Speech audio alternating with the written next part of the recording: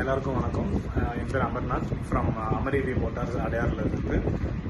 So இன்னைக்கு எதை பற்றி வீடியோ பேசலாம்னு சொன்னால், பாஸ்ட் 4 இயர்ஸாக எங்களுக்கு ரெகுலராக வர்ற ஒரு கொஸ்டின் வந்துட்டு, நான் ஆர்டிஓ எடுக்கிறது பெட்டரா இல்லை ஆர்டிஓ வண்டி எடுக்கிறது பெட்டரானு. இது ரொம்ப காமனான கொஸ்டின். அது ரொம்ப நாளாக நாங்களுமே கூட அது வீடியோவில் அட்ரஸ் பண்ணணும்னு நினச்சிட்டு இருந்தோம். சரி, நீங்கள் டைம் வருது எனக்கு பேசலாம்னு நினச்சிட்டு அந்த டாபிக் பற்றி எனக்கு டிஸ்கஸ் பண்ணலாம்னு இருக்கோம். ஸோ இந்த வீடியோவில் வந்துட்டு நான் ஆர்டிஓ வண்டியோட ப்ளஸ் என்ன மைனஸ் என்ன அந்த இது மட்டும்தான் உங்களுக்கு எக்ஸ்பிளைன் பண்ண போகிறதில்ல. ஆர்டிஓ வண்டியோட இன்டெப்த் போகிறதில்ல. நான் ஆர்டிஓட ப்ளஸ் அண்ட் மைனஸ் மட்டும்தான் இந்த வீடியோ நம்ம பேச போகிறோம். ஸோ இனிஷியலாக ஃபர்ஸ்ட் வந்துட்டு உங்களுக்கு நான் ஆர்டிஓ வண்டியோட ப்ளஸ் என்னென்ன சொல்லிடுறாங்களோ, அதுக்கப்புறம் நான் ஆர்டிஓன்றது அஃபோர்டபுள், எல்லாருக்குமே தெரியும். உங்களுக்கு கிராஃபைன் பேட்டரி போட்டிங்கன்னா உங்களுக்கு அரௌண்ட் 45,000 இருக்குது. அண்ட் நான் ஆர்டிஓவில் நீங்கள் பெரிய பேட்டரி போட்டுருங்க 1 lakh வரைக்கும் உங்களுக்கு ப்ரைஸிங்கில் வரும் உங்களுக்கு அப்ராக்சிமேட்டாக. அண்ட் நல்ல மைலேஜோடய வரும் 1 lakhலேயே பார்த்தீங்கன்னா உங்களுக்கு compared to RTO models. So நான் ஆர்டிஓட ப்ளஸஸ் என்ன ஃபஸ்ட்டு. ஸோ உங்களுக்கு இனிஷியலாக பார்த்தீங்கன்னா அப்ஃப்ரண்ட் காஸ்ட், அதாவது வண்டியில் நீங்கள் இன்வெஸ்ட் பண்ணுற அமௌண்ட் இனிஷியல் இருக்கும். ஃபஸ்ட்டு எலக்ட்ரிக் வண்டி ஒன்று வாங்குறீங்கன்னா அதில் உங்களோட அப்ஃப்ரண்ட் காஸ்ட் ரொம்ப கம்மியாக இருக்கும். உங்களுக்கு ஆஸ் ஏ 45,000 ஸ்டார்ட் ஆகும். உங்களுக்கு பிரைமரி வண்டி நீங்கள் பெட்ரோல் வண்டியோ இல்லை ஹை ஸ்பீட் எலக்ட்ரிக் வண்டியோ நீங்கள் வச்சுக்கலாம். ஆனால் செகண்டரி வண்டி இருக்கு இல்லையா, ரெண்டாவது வண்டி வந்துட்டு வீட்டில் பக்கத்தில் போயிட்டு வர்றதுக்கோ இல்லை குழந்தைங்களை பிக்கப்பு ட்ராப்பு அந்த மாதிரி, இல்லை ஏதாவது கிராசரிஸ் வாங்குறதுக்கு அந்த மாதிரி யூசேஜுக்கு செகண்டரி வண்டி வந்துட்டு நீங்கள் திரும்பி 1 lakh இன்வெஸ்ட் பண்ணணும்னு அவசியமே கிடையாது. நான் ஆர்டிஓ நீங்கள் பட்ஜெட்டில் வாங்கிட்டு போகலாம். அப்ஃப்ரண்ட் காஸ்ட் ரொம்ப கம்மி உங்களுக்கு. அட் தி சேம் டைம் உங்களுக்கு அந்த ரோட் டேக்ஸோ இல்லை உங்களுக்கு அந்த ஆர்டிஓ சார்ஜஸோ இன்சூரன்ஸ் எதுவுமே கிடையாது. 45,000 ஆன் ரோட் காஸ்ட்டு உங்களுக்கு 45,000 தான் இருக்கும். ஜிஎஸ்டியோட சேர்த்து நான் சொல்கிறேன், 5% ஜிஎஸ்டி. ஸோ அதனால் உங்களுக்கு 45,000ன்றது ரொம்ப கம்மி அமௌண்ட்டாக ஒரு வண்டிக்கு. உங்களுக்கு ஈஸியாக அட்லீஸ்ட் 3 to 4 years கரெக்டாக மெயின்டைன் பண்ணிங்கன்னா 3 to 4 years அட்லீஸ்ட் வரும். உங்களுக்கு ரெஃபைன் பேட்டரி 1 year வாரண்டி இருந்தால் கூட உங்களுக்கு ஆவரேஜாக கரெக்டாக மெயின்டைன் பண்ணுறவங்க 2 years அட்லீஸ்ட் வரும் உங்களுக்கு. அதுக்கப்புறம் மாற்றும் போது எல்லா பேட்டரி மாற்றுற மாதிரி வராது. அதனால் காஸ்ட்டும் கம்மி தான் உங்களுக்கு. ரெஃபைன் பேட்டரி மாற்றுற காஸ்ட்டும் தான் உங்களுக்கு compared to lithium ion battery. So first பார்த்தீங்கன்னா low upfront cost. Second point பார்த்தீங்கன்னா வந்துட்டு உங்களுக்கு சர்வீஸ் காஸ்ட். சர்வீஸ் காஸ்ட்னு பார்த்தீங்கன்னா உங்களுக்கு கம்பேர்ட் டு ஆர்டிஓ மாடல்ஸ் ஆக்சுவலாக சரி, நீங்கள் ஒரு ஏத்தரோ இல்லை ஓலாவோ சர்வீஸ் பண்ணும்போது ஓலாவை விட ஏத்தரை வச்சு ப்ரைஸிங் வைஸ் கொஞ்சம் அதிகமாக இருக்கும் உங்களுக்கு ப்ரைஸிங் சர்வீஸ் காஸ்ட் வந்துட்டு. ஆனால் இங்கே நான் ஆர்டிஓ வண்டிக்கு அவ்வளோ காஸ்ட் ஆகாது உங்களுக்கு.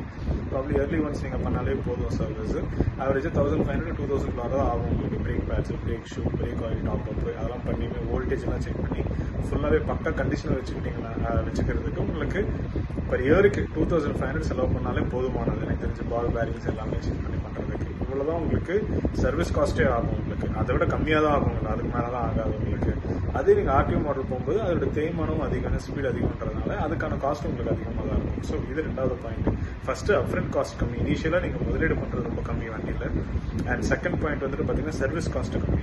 தேர்ட் பார்த்தீங்கன்னா ஈஸ் ஆஃப் பர்ச்சேஸ். உங்களுக்கு வண்டி வாங்குறதுக்கு ரொம்ப ஈஸி. யார் வேணும் வாங்கலாம் இந்த வண்டியை. பேப்பர் ஒர்க்குன்றது ரொம்ப காம்ப்ளிகேட்டட். இப்போ ஃபார் எக்ஸாம்பிள் எங்களுக்கு நிறைய கஸ்டமர்ஸ் பார்த்தீங்கன்னா ஓல்டு அதாவது சீனியர் சிட்டிசன்ஸ் நிறைய பேர் வருவாங்க.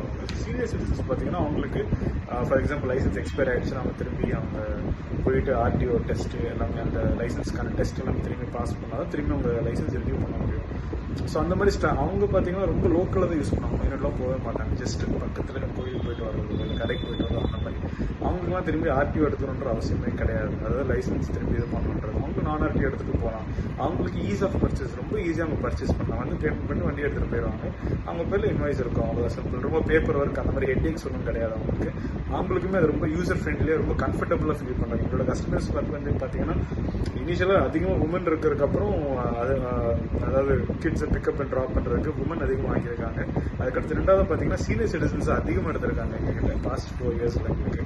அது போக உங்களுக்கு இந்த வண்டி பார்த்தீங்கன்னா நீங்கள் ஆல் அக்ராஸ் இந்தியா எங்கே வேணும் நீங்கள் யூஸ் பண்ணலாம். ரெஸ்ட்ரிக்ஷன்ஸ் எதுவும் கிடையாது உங்களுக்கு. ஃபார் எக்ஸாம்பிள் நீங்கள் தமிழ்நாடுல வாங்கிட்டு சென்னையில் வாங்கிட்டு நீங்கள் எந்த டிஸ்ட்ரிக்ட்லாம் போய் யூஸ் பண்ணலாம். இல்லை நீங்கள் வேறு ஸ்டேட்டுக்கு தெலங்கானா எடுத்துகிட்டு போகலாம், இல்லை கர்நாடகா எடுத்துகிட்டு போகலாம், இல்லையா நீங்கள் ஆந்திரவே நார்த்துக்கும் எடுத்துகிட்டு போகலாம். யாரும் உங்களுக்கு எதுவும் கேள்வி கேட்க போகிறது கிடையாது. ஏன்னா அதுக்கு வந்துட்டு உங்களுக்கு என்ன இன்வாய்ஸ் இருக்கணும் அந்த வண்டிக்கு. அந்த இன்வாய்ஸில் உங்களுக்கு ஓனர்ஷிப் ப்ரூஃப் இருந்தால் போதும். அதுக்கு மேலே நீங்கள் யாருக்கு எந்த பதில் சொல்ல வேண்டாம்.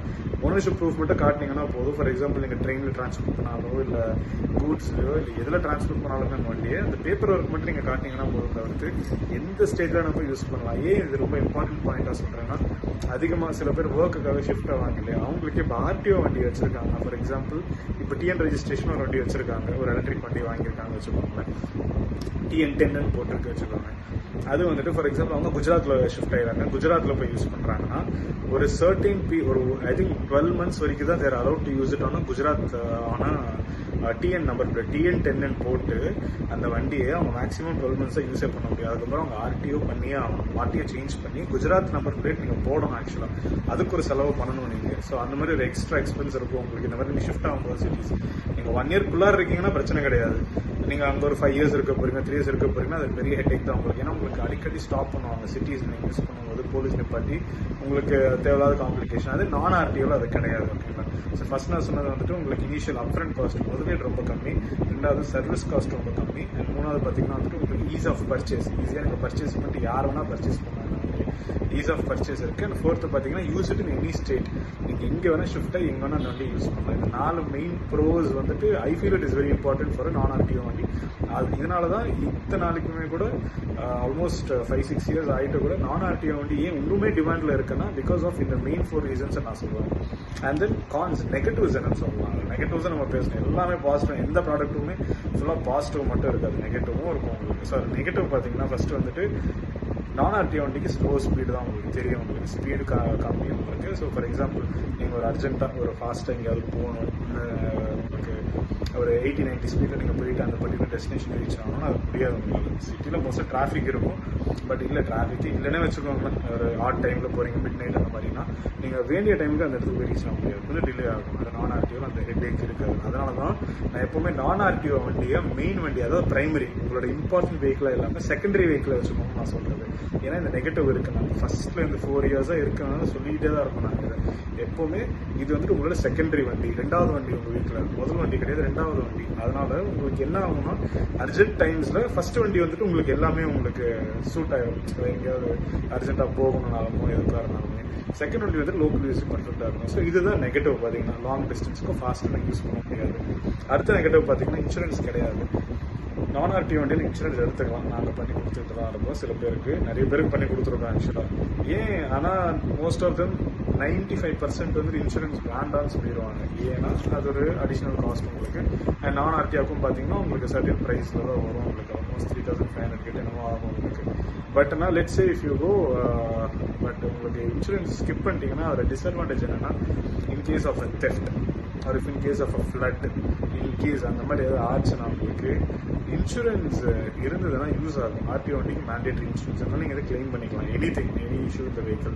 பட் நீங்கள் இன்சூரன்ஸ் இல்லாத சுச்சுவேஷனில், ஏன்னா நான் ஆர்டிஓவில் அதுக்கு பேர் எடுக்க மாட்டேன்றீங்க, அதுவும் இருக்குது. நாங்களும் பார்த்துட்டு தான் இருக்கோம், நம்மளும் சஜஸ்ட் பண்ணுறோம் என்ன எடுத்துக்கலாம்னு ஆப்ஷன் இருக்குன்னு. பட் எடுக்கிறது கிடையாது, டூ காஸ்ட் கட்டிங்காக பேசிக்காக அதுதான் பண்ணுறாங்க கஸ்டமர்ஸ்.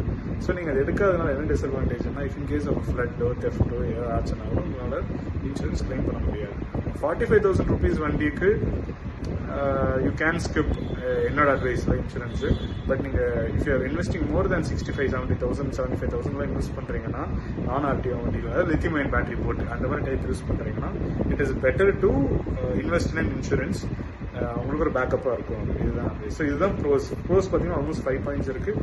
நெகட்டிவ்ஸ் பார்த்தீங்கன்னா 2 point தான். நெகட்டிவ்ஸ் என்னன்னா ஒன்று வந்துட்டு உங்களுக்கு ஃபாஸ்ட்டாக போக முடியாது, உங்கள் அர்ஜென்ட் சுச்சுவேஷன்ஸில் அந்த மாதிரி டைமில் நீங்கள் உங்களோட பிரைமரி வண்டி மெயின் வண்டி நீங்கள் எடுத்துக்கணும் இருக்குன்னா இது செகண்டரி வண்டி.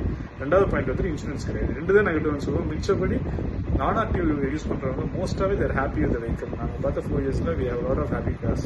மிக்சட் இருந்தாலுமே அவுட் ஆஃப் 10ல் 1 or 2 there has been some negatives. ஏன்னா அவங்க எக்ஸ்பெக்டேஷன்ஸ்க்கு ஃபுல்ஃபில் ஆகலைன்னு சொல்லியிருக்காங்க. அவங்களுக்கு நாங்கள் பண்ண ரிக்வயர்ட் சேஞ்சஸ் நாங்கள் பண்ணி கொடுத்துருக்கோம்.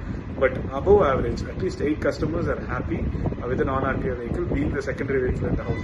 So இதுதான் உங்களுக்கு pros and cons of a non-RTO வண்டி. சரிங்களா? இதுதான் டிஃபரன்ஸ். ஓகே, ஐ ஹோப் இந்த வண்டி இந்த டீட்டெயில்ஸ் உங்களுக்கு non-RTO பற்றி உங்களுக்கு ஹெல்ப் ஆகும்னு நினைக்கிறேன். Okay, thank you. From Amari V Motors, Adyar, Chennai. Thank you.